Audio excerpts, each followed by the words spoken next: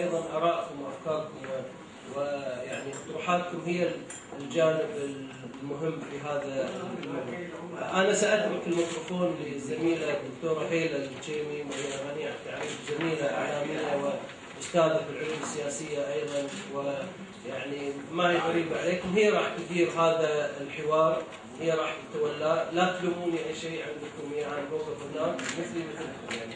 شكرا، وأتمنى يعني حوار يجري.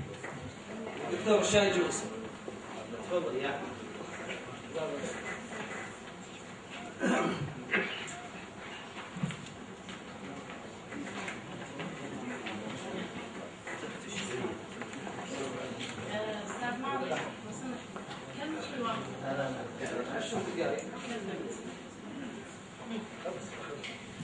بسم الله الرحمن الرحيم.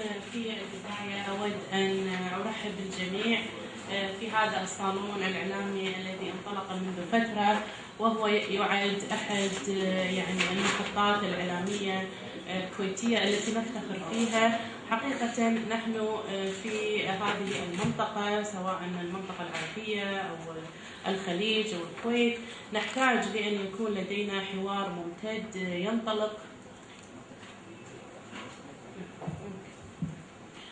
ينطلق في هذه يعني الأجواء التي نمر فيها. هناك الكثير من الأحداث، هناك الكثير من المتغيرات التي نشهدها في هذه المنطقة. كل هذه حقيقة المتغيرات تفرض هذا النوع من الحوار الممتد والقائم. أتقدم بجزيل الشكر للأستاذ ماضي الخميس على دعوتي، ولي عظيم الشرف أن أدير هذا الحوار مع أساتذة كبار لديهم وجهات نظر مهمة وثاقبة وتحليلية أيضا في هذه الأجواء. لدينا 3 متحدثين: السيد الفاضل نائب السفير البريطاني بول جاسكل، الدكتور محمد سيد سليم أستاذ العلوم السياسية في جامعة الكويت، والدكتور عبد الله الشايجي الأستاذ العلوم السياسية في جامعة الكويت أيضا. نبدأ مع السيد الفاضل نائب السفير الأمريكي بول جاسكل. نعم، نائب السفير البريطاني، عفوا. يعني هناك سيرة ذاتية سريعة من ناحية الدرجات العلمية: درجة ماجستير في دراسات سلوفينيا وأوروبا الشرقية وروسيا من جامعة لندن، دراسة الإجازة الجامعية من مدرسة لندن للاقتصاد. تدرج في يعني العمل الوظيفي، بداية باحث سياسي ومن ثم يعني انطلق في السلك الدبلوماسي، لا سيما في وزارة الخارجية، حيث يعني تقلد الكثير من المسؤوليات، سواء كان في مسؤول في مكتب قضاء الاتحاد الأوروبي، ومن ثم أيضا رئيس إدارة فريق مستقبل أوروبا، رئيس إدارة فريق اتصالات الاتحاد الأوروبي، رئيس إدارة فريق مؤسسات الاتحاد الأوروبي، ومن ثم انتقل للعمل في وزارة الداخلية، رئيس إدارة فريق العالم الأوسع، وحاليا يتقلد منصب نائب السفير البريطاني في السفارة البريطانية في دولة الكويت. فليتفضل. Okay, thank you. First of all, thank you to Dr. Rahila for that very kind introduction, and thank you very much to Mr. Al-Khamis for the invitation to come and speak tonight. And I'm very pleased and honoured to come along here to speak this evening to the Arab Media Forum. As Dr. Rahila has said, my name is Paul Gaskell. I'm Chargé d'Affaires at the British Embassy, and I was invited to come here tonight to talk about what has become known as the Arab Spring and the views of the UK government on the Arab Spring, and specifically as well the situation in Syria, which is a source of particular concern, I think, at the moment. So what I intended to do was to give a brief outline of our thinking and our position on the issue of the Arab Spring and on Syria in particular, and then I think later on there will be an opportunity to have questions and a wider discussion as well. So, if I may, I'll begin with some thoughts about the Arab Spring as a wider phenomenon that we have witnessed over the past nearly a year. It's hard to break the mould in foreign policy, but I think what we have seen in the last year to 18 months has been truly remarkable. No one a year and a half ago would have predicted the fall of President Ben Ali in Tunisia, the fall of President Mubarak in Egypt, nor the fall of Colonel Gaddafi in Libya, and possibly looking ahead, we don't know, the fall of President Saleh in Yemen and the fall of President al-Assad in Syria. These are truly remarkable events. I say no one could have predicted these events. Perhaps the one exception is perhaps the Arab people. These events, the Arab Spring, has not been driven by outside forces, have not been driven by the West, have not been driven even by Al-Qaeda. They've been driven by the Arab people across the region and in the countries themselves. Excuse me, if you don't mind, there is no translator. Some people don't understand English, I think.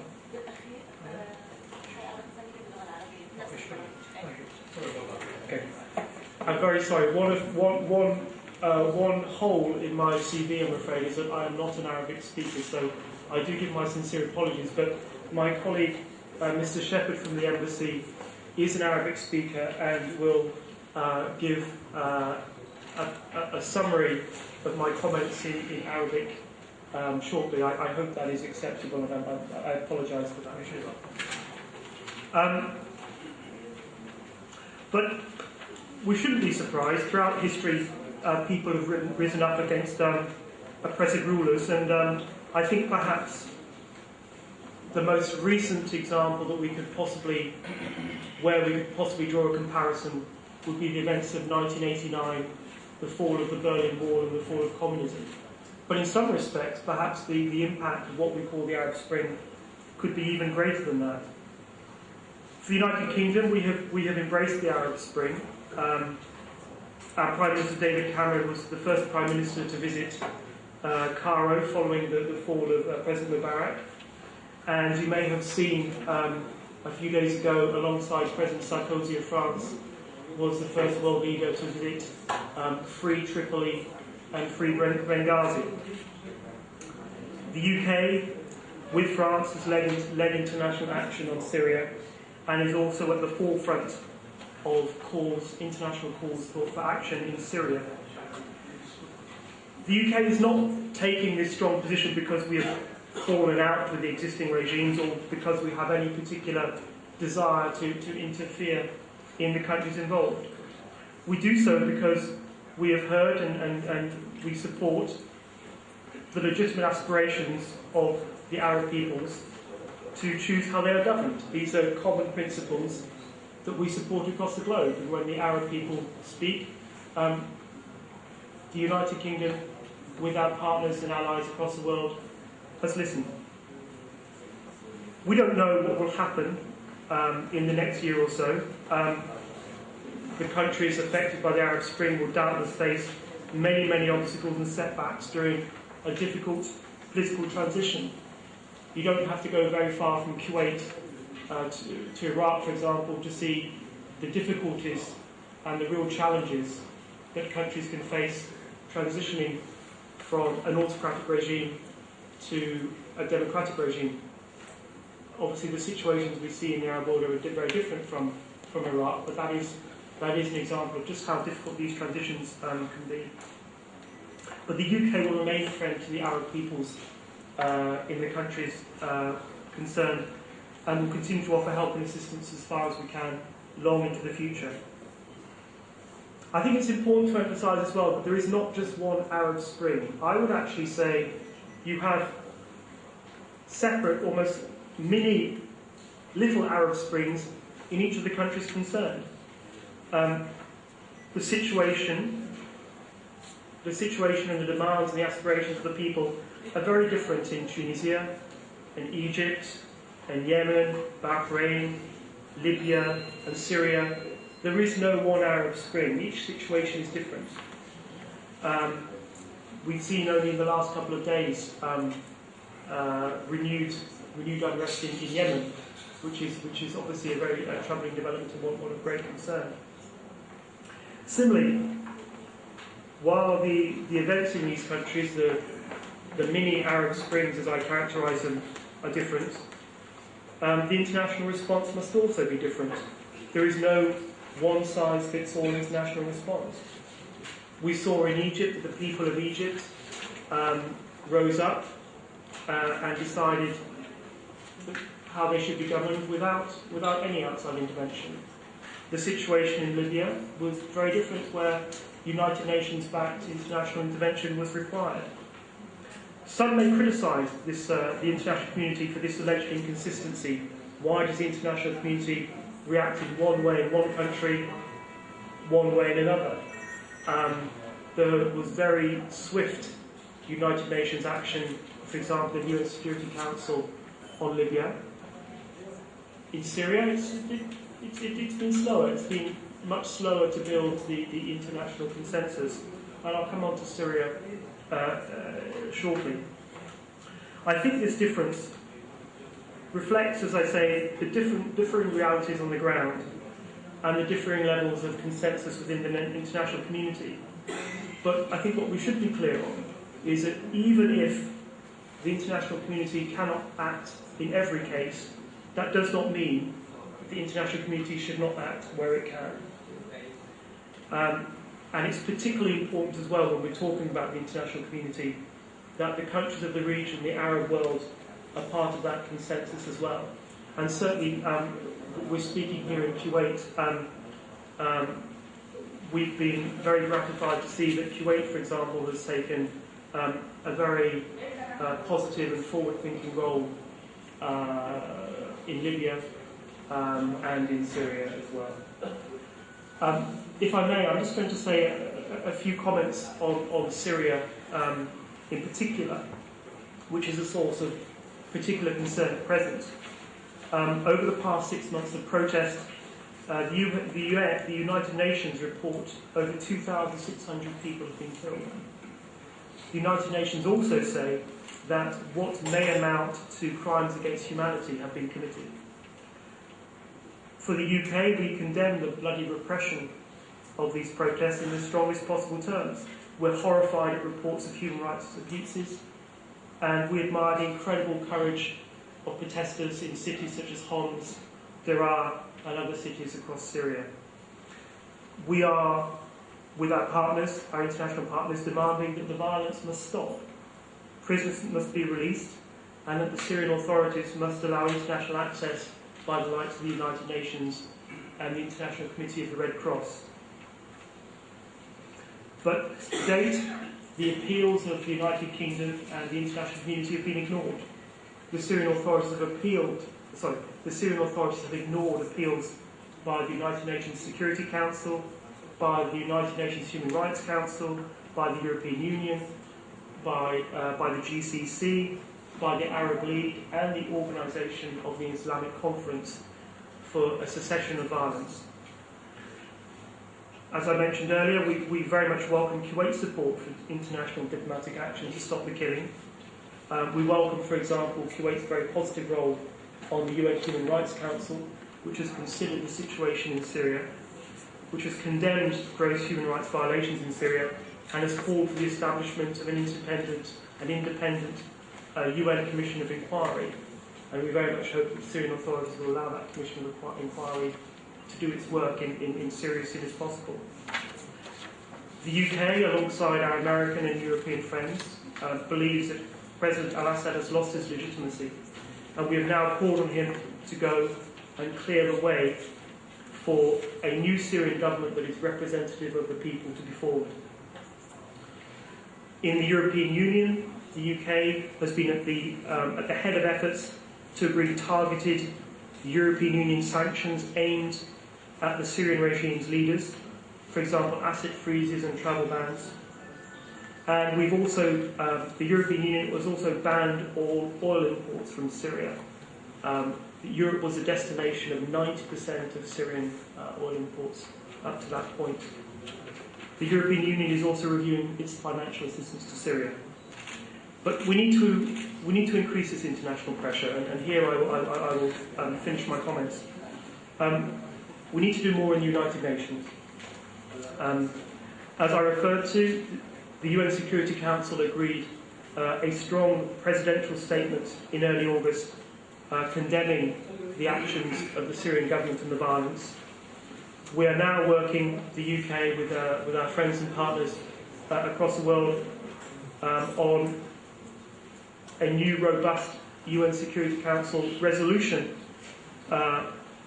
also including a clear statement of condemnation and targeted sanctions. This work is difficult. There is no guarantee of success. Diplomacy can be a difficult game. We hope we can secure a robust UN Security Council resolution, which we hope will be the basis for a final resolution of the terrible situation in Syria and the departure of President al-Assad and the creation of a new representative Syrian government to give the people of Syria the rights to liberty, dignity, and to choose their leaders freely. Thank you very much. I will end my comments there. My colleague, Mr. Shepherd, will make a brief summary, and then I look forward to the discussion. Thank you.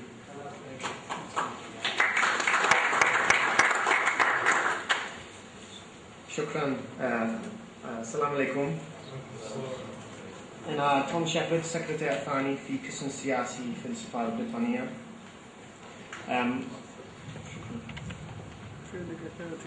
أولا خليني شكر سيد ماريا الخميس لدعوته، وكمان كلكم لحضوركم في هذا الصالون.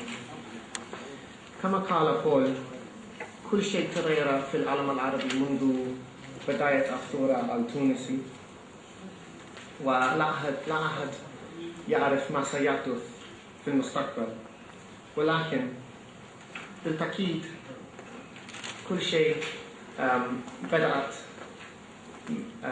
بين الشعب ورغبته للكرامة والحرية، ولكن قوى الشعب ليس شيء جديد. في الحقيقة نحن شاهدنا هذا خلال تاريخ، مثلا في عام 1989 وسقوط خطور برلين، ولكن الآن على واجب يوجد واجب على كلنا لنتذكر أن كل الدول مختلف تماما. الوضع في سوريا مختلف من الوضع في ليبيا، مختلف من الوضع في اليمن إلى آخره، ولهذا رد فعل من بريطانيا ومن المجتمع الدولي لازم يكون مختلف أيضا. وبالتأكيد نحن في بريطانيا نريد أن نؤيد الشعب العربي كصديق العرب. الآن بالنسبة لنا يوجد أكثر مشاكل في سوريا، خصوصا بسبب أسلوب نظام الأسد وموت آلاف السوريين في الشارع. ونحن في بريطانيا نريد أن نؤيد الشعب السوري كما فعلنا في مصر وليبيا، ولكن بالتأكيد الطريق لازم يكون مختلف. والآن نعتقد أن الشيء أكثر أهمية هو ضغط من المجتمع الدولي، وبالتالي يوجد الآن with me.